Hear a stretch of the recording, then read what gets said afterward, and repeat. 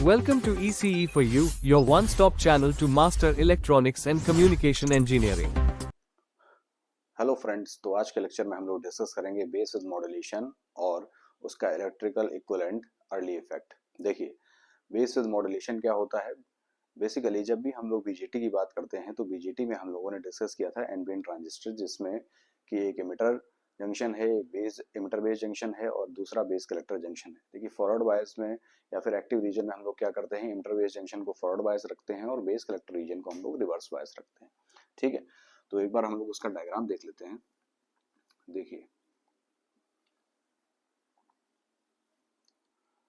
ये मेरा emitter junction emitter हो जाएगा, ये मेरा बेस हो जाएगा और ये मेरा कलेक्टर हो जाएगा। देखिए, अगर मैं इसको एक्टिव मोड में काम करवा रहा हूँ तो इस जंक्शन को मुझे फॉरवर्ड बायस करना पड़ेगा,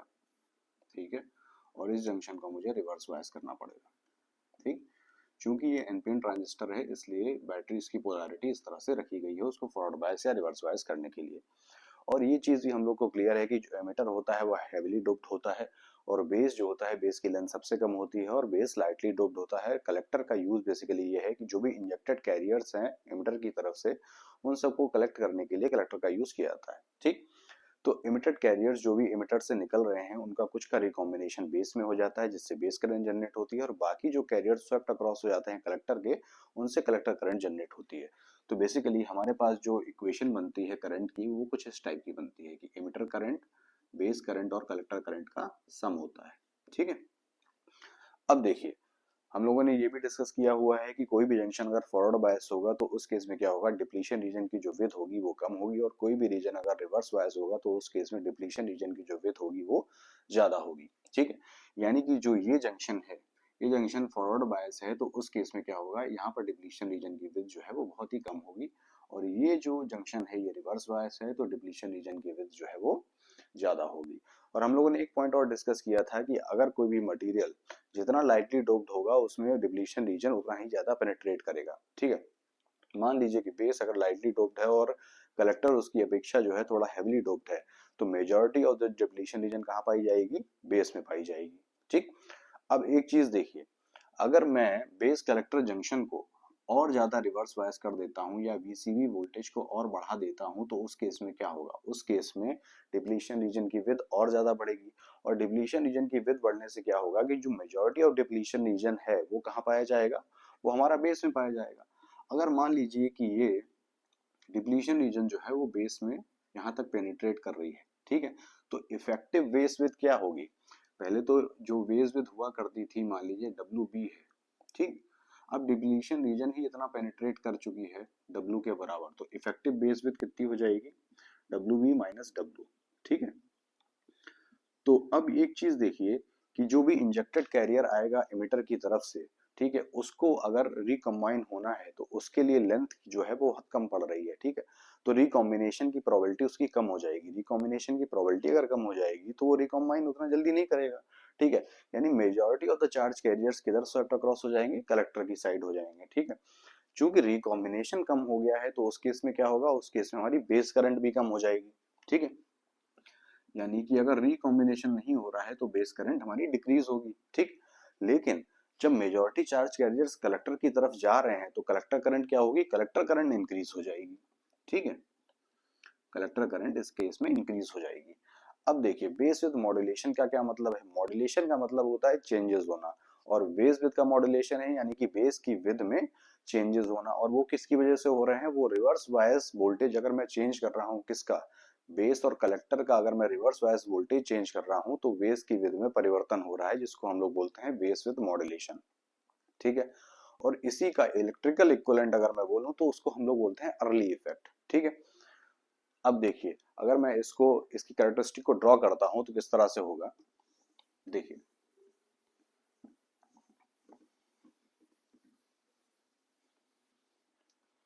कैरेक्टरिस्टिक को ड्रॉ करने के लिए सिंपली यहाँ पर कलेक्टर करंट है, ये base emitter to collector voltage है। ठीक है, अगर मैं कैरेक्टरिस्टिक को ड्रॉ करूंगा तो उसमें क्या होगा कि एक पार्टिकुलर बेस करंट के लिए मुझे कैरेक्टरिस्टिक को ड्रॉ करनी पड़ेगी। ठीक है, तो मैंने आइडियली क्या होना चाहिए कि एक बेस करंट ये है, उसके लिए कैरेक्टरिस्टिक ये है, दूसरी बेस करंट ये है, उसके लिए कैरेक्टरिस्टिक ये है, ठीक है, और तीसरी बेस करंट ये है, उसके लिए कैरेक्टरिस्टिक ये है, ठीक है। आइडियली क्या होना चाहिए, आइडियली ये होना चाहिए कि हमारा जो आईसी है वो इंडिपेंडेंट होना चाहिए किससे, कलेक्टर टू एमिटर वोल्टेज से या कलेक्टर टू बेस वोल्टेज से, ठीक है, आइडियली इंडिपेंडेंट होना चाहिए। लेकिन होता क्या है, होता ये है कि चूंकि हम बेस विद मॉड्यूलेशन की बात कर रहे हैं और बेस विद मॉड्यूलेशन से क्या हो रहा है कि आईवी की वैल्यू तो डिक्रीज हो रही है और आईसी की वैल्यू इंक्रीज हो रही है, किसके साथ, रिवर्स बायस वोल्टेज के साथ, ठीक। चूंकि अगर मैं आईवी की वैल्यू को भी इस पे अगर प्लॉट करूंगा कि उसमें डिक्रीज हो रहा है बार बार, तो उसको एक्सप्लेन करना थोड़ा सा मुश्किल हो जाएगा, उसको समझने में भी दिक्कत होगी, ठीक है। तो अब क्या है कि अगर मैं रियलिटी की बात करूं कि रियलिटी में बेस विद मॉड्यूलेशन का इफेक्ट क्या आता है, तो जो आपको हॉरिजॉन्टल लाइन दिख रही थी उसमें एक स्लोप आ जाती है, इतनी बड़ी भी स्लोप नहीं होती, ठीक है, उसमें एक मॉडेस्ट सी स्लोप आ जाती है, ठीक है, ठीक, ये आपकी एक मॉडेस्ट सी स्लोप आ गई और इसमें भी हम लोग आईबी के जो है वो कांस्टेंट ही मानते हैं, आईबी की डिफरेंट वैल्यूज लेते हैं और उनको कांस्टेंट मानते हैं, ठीक। तो अगर इन आईवीज की वैल्यू को मैं पीछे इसको एक्सटेंड कर देता हूं, तो जिस पॉइंट पे ये मीट होती हैं उसको हम लोग बोल देते हैं अर्ली वोल्टेज, ठीक है, और इसको वीए से रिप्रेजेंट किया जाता है, इसको हम लोग बोल देते हैं अर्ली वोल्टेज और इसको वीए से रिप्रेजेंट करते हैं। एक बार हम लोग इसका इक्वेशन भी देख लेते हैं, जो आईसी है यानी कि कलेक्टर करंट है वो किस पे डिपेंडेंट होती है,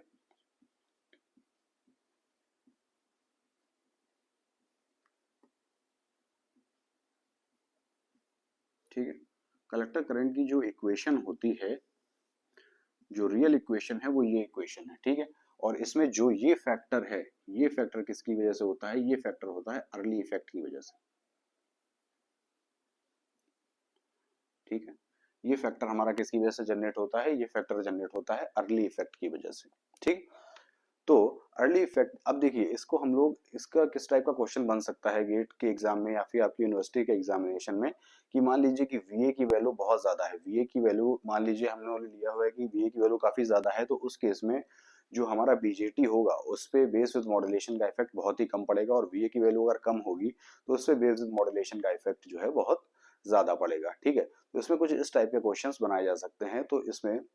बेस मॉड्यूलेशन बेसिकली क्या है कि बेस की विड्थ का चेंज होना, किसकी वजह से, कलेक्टर टू बेस के रिवर्स बायस होने की वजह से, उसके वोल्टेज में वेरिएशन की वजह से, और अर्ली इफेक्ट क्या है, उसी का इलेक्ट्रिकल मैनिफेस्टेशन है, ठीक है। इलेक्ट्रिकली अगर हमें एक्सप्लेन करना है बेस विद मॉड्यूलेशन को हम, तो उसको हम अर्ली इफेक्ट की वजह, अर्ली इफेक्ट से हम लोग उसको एक्सप्लेन कर सकते हैं। और जो कलेक्टर करंट होती है उसका जो हम ये बोल सकते हैं कि उसका जो रियल इक्वेशन है, अर्ली इफेक्ट को अगर कंसीडर करके करते हैं तो कुछ इस टाइप का आता है, ठीक है। और दूसरी चीज ये होती है कि बेस करंट भी डिक्रीज होती है, लेकिन कैरेक्टरिस्टिक्स में हम लोग बेस करंट को कांस्टेंट ही लेते हैं, ठीक है। तो ये था आपका बेस विद मॉड्यूलेशन और अर्ली इफेक्ट, ठीक है। एक आध मार्क का क्वेश्चन इसका गेट में भी आ सकता है और यूनिवर्सिटी एग्जाम्स के लिए तो ये इंपॉर्टेंट टॉपिक है ही, जिसमें 5 मार्क्स में ये आपसे पूछा जा सकता है। Thank you.